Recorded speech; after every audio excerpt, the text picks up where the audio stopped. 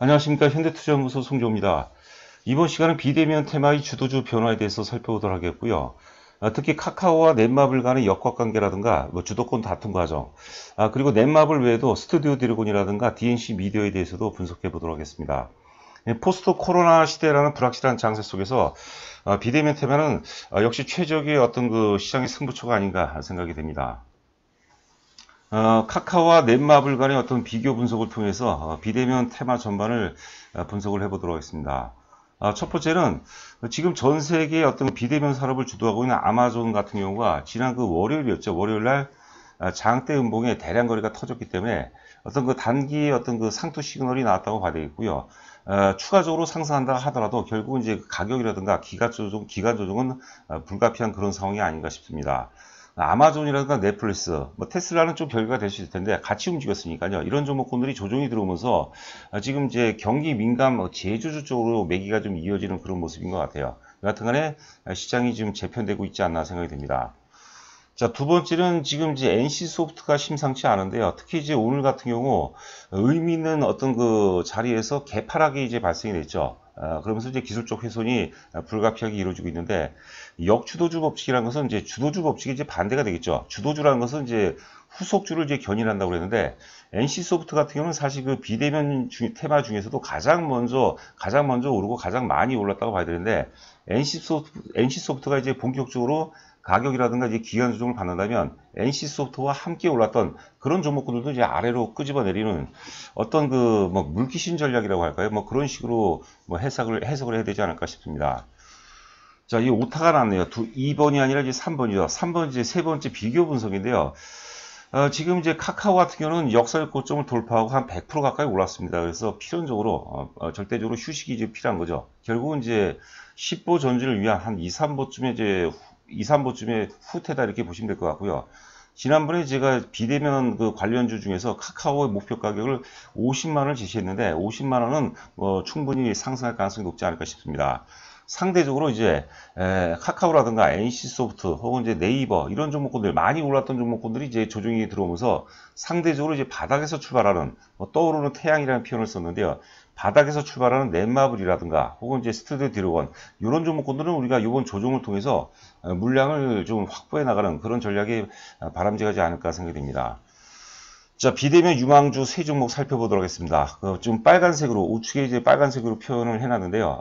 앞서 이제 그 오프닝에서 말씀드린 바와 같이, 지금 시장 위기 환경 속에서 결정적 대안 정도를 넘어서 최적의 어떤 그 투자처가 아닌가, 비대면 테마가 그렇다고 봅니다. 자, K게임의 대표주 넷마블 상승 논리에 대해서 최근 나온 보고서를 통해서 살펴보도록 하겠고요. 그 스튜디오 드래곤도 이제 그 최근 또 보고서가 나왔습니다. 한번 점검해 보도록 하겠고, DNC 미디어는 이제 여러 번 이제 강조를 해드렸지만 사실 이제 유통 물량이 많지 않기 때문에 제가 적극적으로 말씀드리기가 그러는데요.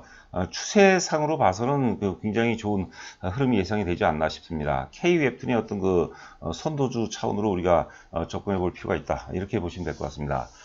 자, 저희가 이제 그 채용 VIP 사업을 접고 문자 회원을 모집합니다. 문자만으로도 충분히 매매하시는데 상당히 수월하지 않을까 싶고요. 저희가 또 이제 문자 메시지를 많이 좀 강화를 하고 있습니다. 자, 관심 있으신 분들은 방송 맨 끝 부분에 있으니까요. 참고하시기 바라고요. 자, 지금 보시는 그림이 이제 아마존인데요. 아마존 보시면 이제 그 월요일이죠. 월요일 날 3,344달러 최고점을 찍고 장대 음봉에 거래도 만만치 않게 터지는 그런 모습이었어요. 급락 이후에 이제 우리가 급등 없다고, 급락까지는 아니더라도 이런 어떤 기술적 상황 속에서 많이 오른 상태에서 사실 다시 역사적 고점을 재돌파할 확률은 상당 부분 떨어져야 된다고 봐야 되겠고요. 짧게는 이제 한 보름 정도, 짧게는 보름, 길게는 한 달 이상은 기본적으로 이제 가격 조정이라든가 기간 조정이 불가피하지 않나 싶습니다. 어제 시장 보면은 이제 그 경기 민감주들, 국내 시장을 보면은 이제 그 자동차, 현대차 같은 경우가 많이 몰랐죠. 현대 기아차라든가 혹은 현대제철 이런 전통 제조주 쪽으로 이제 매기가 확산되는 모습인데 어제 미국 시장 같은 경우도 자동차 관련주들이 좀 많이 올랐습니다. 그래서 그 자동차 관련주들 이런 그 제조업이 많이 오른 결정적인 이유는 그동안에 이제 아마존 쪽으로 쏠려있던 아마존이라든가 넷플릭스, 구글, 테슬라 이런 쪽으로 쏠려있던 그 시장의 매기가 지금 전통 제조주 쪽으로 소외되어 있던 전통 제조주 쪽으로 이전이 되는 그런 과정이 아닌가 생각이 되고요. 그렇다고 이제 우리가 물론 이제 상황에 따라 좀 틀릴 수 있겠지만 시장 우선순위를 봤을 때 뭐 자동차라든가 철강이라든가 조선 이런 것을 따라서 하기에는 뭐 커다란 메리트는 없지 않나. 뭐 안정성은 어느 정도 있지만 뭐 커다란 어떤 투자 메리트는 좀 떨어지지 않나 이렇게 생각을 해봅니다. 자, 보시는 그림은 이제 그 카카오하고 이제 넷마블 간의 상관관계입니다. 카카오가 굉장히 많이 올랐죠. 저희 같은 경우는 이제 그 작년 4월 달에 사실 주력주에 편입한 거거든요. 대략 한 10만원에서 한 11만원 사이인데, 주가가 이렇게 이제 많이 오르게 돼, 많이 오른다는 것은 누가 이제 많이 샀다는 것이죠. 그런데, 최근 들어서 이제 카카오가 20만원을 넘어가면서 대중들 사이에서도 이제 그 나름대로 이제 그 많이 매수에 가담을 하는 그런 모습이죠.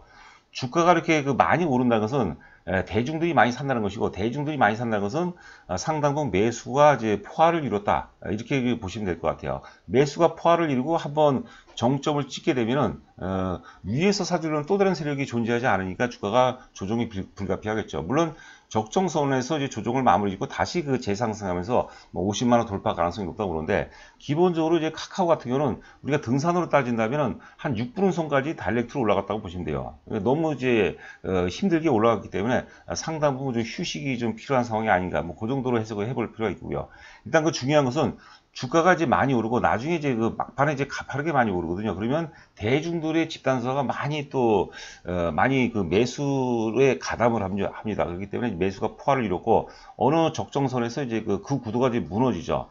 자, 그런데 이제 아래 넷마블을 보시면 한 12개월 동안 박스권 등락을 보였어요. 박스권 등락을 보이고 대략적으로 한 7월 초서부터 이제 그 봉주 박스권을 돌파하는 그런 모습이었죠.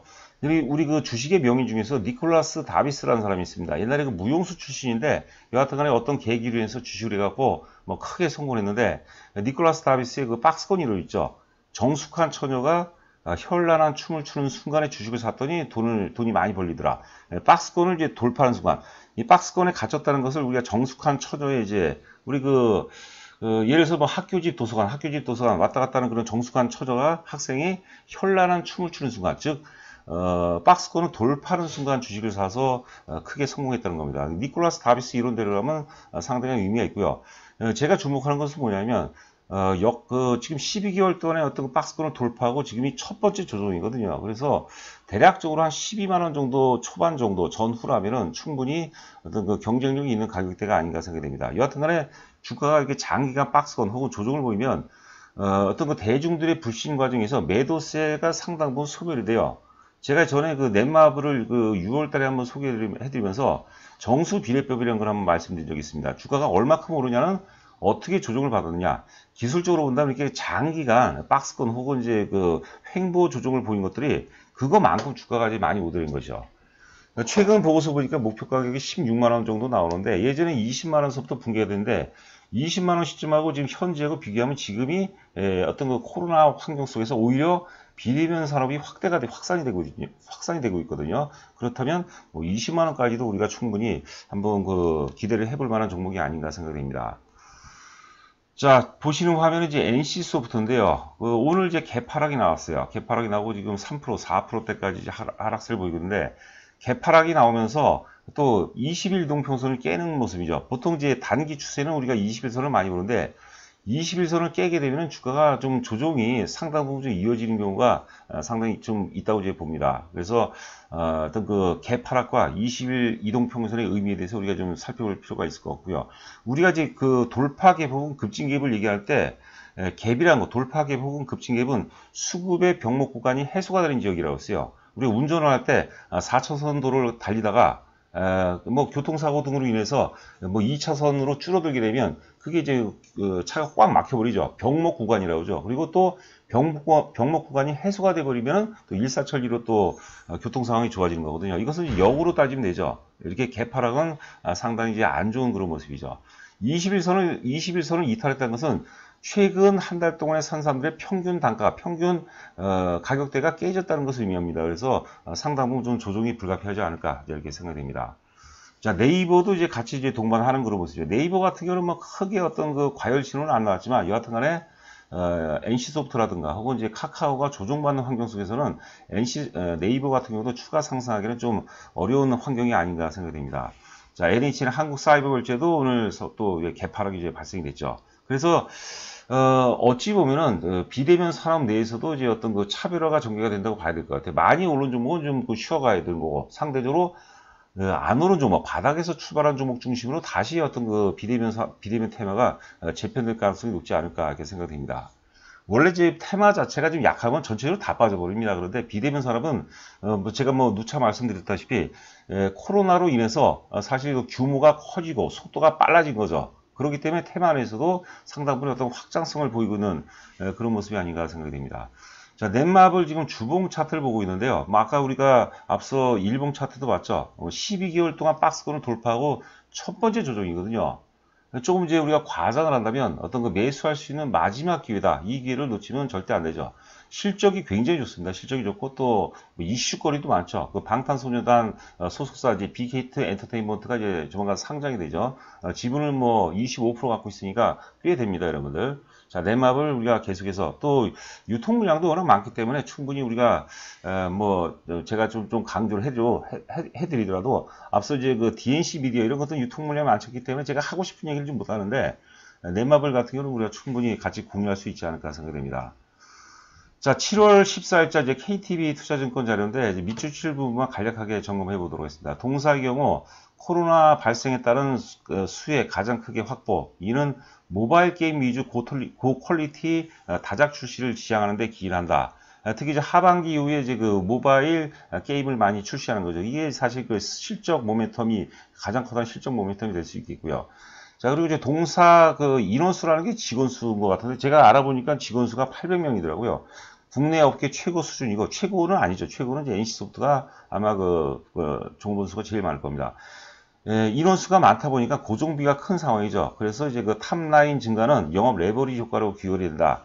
영업이익률이 이제 2020년이 되겠죠. 10.6%에서 2021년 내년도가 되겠는데 이제 내년도 영업이익률이 거의 15.8%, 16% 가까이 되거든요. 상당히 좋아지는 거죠. 그리고 또 하나 뭐냐면 고정비가 지난번에 이제 1조 7천억으로 제가 기억하고 있는데 코웨이를 인수했죠. 이제 고정비가 많이 들어가다 보니까 어떤 그 파이프라인 확장 차원으로 코웨이를 좀 인수했다는 제가 얘기를 좀 들은 것 같습니다. 그 정도로 우리가 해석해야 될 것 같아요. 게임 회사가 정수기 사업을 한다. 좀 우리가 생뚱맞긴 하지만 여하튼간에 어떤 그 리스크 해지 차원으로 우리가 보시면 될 것 같아요. 자, 코로나 이후 환경적 변화는 동사에 두 번째 기회를 부여해 준 것으로 판단이 된다. 제가 여러 번 제가 강조해드린 거죠. 코로나는 비대면 산업의 어떤 그 산업 속도를 빠르게 하고 규모를 크게 한다고 이제 보는 거죠. 모바일 게임 그 신작 출시에 따른 FCF 증가분을 이게 FCF라는 게 영업이익률입니다. 영업이익률 증가분은 중장기 지속 성장을 위한 콘솔 혹은 이제 PC, 콘솔이라는 것은 우리가 TV에서 연결하는 게임을 얘기하겠죠. 콘솔 게임이라든가 PC 게임, 그리고 이제 클라우드 게임 사업 중심으로 이어나가야 될 것으로 이제 판단이 된다. 자, 이렇게 보고 있고, 영업이익 기준을 보시게 되면 이제 올해 예상 영업이익이 2,030억이죠. 2018년도 보면 2,400억에서 2019년도는 더 좋았습니다. 2017년도, 죄송합니다. 2017년도는 더 좋았죠. 2017년도는 지금 이제 넷마블의 그 시가총액이 한 10조고요. NC소프트의 시가총액이 20조거든요. 그런데 2017년도에는 넷마블이 살짝 앞섰어요. 그런데 그 이후 넷마블은 실적이 안 좋으면 주가가 빠지고, 그리고 이제 NC소프트는 이제 그 실적 호전과 함께 주가가 굉장히 많이 점프를 했죠. 그래서 지금은 시가총액이 더블이 나고 있는 상태인데, 이제 그 간격을 좁히는 과정이 지금 예상이 되고 있죠. 자, 그래서 이제 주가가 이런 과정 속에서 20만원에서 이제 그 10만원이 깨진 거고, 2030억을 바닥으로 해서 영업이익 기준으로, 올해 예상 영업이익이, 요 앞전 또 보고서 보니까 2600으로 나오는데, 최근 또 보고서 보니까 2800으로 나오네요. 40%면 대단한 거죠. 자, 그리고 이제 그 올해 예상 영업이 6천억이, 죄송합니다. 2021년도, 내년도 예상 영업이익이 6천억. 이 정도면 주가는 사실 퀀텀 점프가 돼야 된다고 이제 보는 거죠. 2022년 이후는 그때 가서 우리가 고민을 해보도록 하겠고요. 자, 보시는 그림은 이제 스튜디오 드래곤인데요. 지금 12만원 고점 위에 충분히 가격 조정을 받고, 저점은 꾸준히 높고 있지만 이제 기간 조정이라고 봐야 돼요. 가격 조정, 기간 조정, 가격 상승, 정반합, 반정합, 이 과정으로 이제 이어진다고 보죠. 스튜디오 드래곤도 실적이 굉장히 좋죠. 특히 2분기 실적이 좋다는 얘기가 있습니다. 자, 이건 이제 미래에셋증권이죠. 미래에셋증권 보고서입니다. 미출지 부분만 보도록 하죠. 하여튼 편성 편수와 규모가 전년 대비 줄었어요. 줄었는데 판권 판매 호조로 이익 레벨업이 진행이 되고 있다. 지금 한국 드라마가 뭐 굉장히 희소 가치가 있고요. 여기 아래 보시면 이제 방영 회차 기준 평소보다 60%가 증가했다고 보니까 이 규모는 이제 많이 증가했다고 보시면 될 것 같아요. 판권 호조, 비용 반영이 종료된 고마진 구자, 비용이 이미 다 비용을 털어낸 도깨비, 우리 제 처가 굉장히 좋아하는데 나의 아저씨, 요것도 좀 본 것 같아요. 하여튼 김성규 씨가 나온 걸로 제가 알고 있는데 아이유 씨하고 이게 기여하면서 OPM 개선이 OPM이 이제 개선될 전망이라고. OPM이 죄송합니다. 아까 F 보였는데 이게 OPM이 여러분들 오퍼레이팅 제가 약자가 기억이 안 나요. 이게 이제 영업이익률이 이제 개선될 전망이고요. 넷플릭스의 콘텐츠 국적별 영향력 1위가 미국이고 2위가 한국입니다. 대단하죠. 특히 지금 일본과의 관계가 안 좋은데요. 그게 무슨 작이었죠? 사랑의 불시착. 원빈이 아니라 누구? 현빈 씨죠. 현빈 씨 나온 사랑의 불시착. 그리고 사랑의 불시착이 1위랍니다. 1위고 또 뭐지? 리테온 클라스 뭐 이런 게 뭐 2위, 3위를 다투고 있다는 거죠. 드라마 굉장히 잘 만들죠.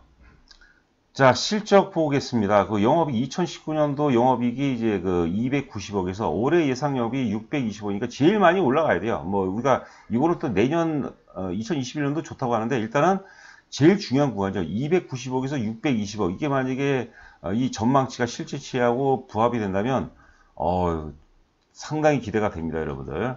자, 여튼간에 이제 우리가 K게임의 대표는 앞으로는 넷마블이다. NC소프트에서 넷마블이고 K드라마의 선도주는 역시 스튜디오 드래곤. 그리고 지금 이제 DNC 미디어 보고 계신데 DNC 미디어. 제가 개인적으로 웹툰에 굉장히 관심이 많거든요. 또 저희 아이들이 웹툰을 굉장히 많이 보는 것 같아요. 그래서 K 웹툰의 대표주는 DNC 미디어다. 이렇게 보시면 될 것 같고요. 지금 조정기에 있는데 굉장히 견고한 모습이에요. 제가 보기에는 뭐 한 32,000, 만약에 32,000원이 깨진다면 굉장히 세일 기간이라고 이제 봐야 될 것 같고요. 한 32,000원 전후에서는 뭐 충분히 우리가 승부를 볼 수 있지 않을까 생각이 됩니다.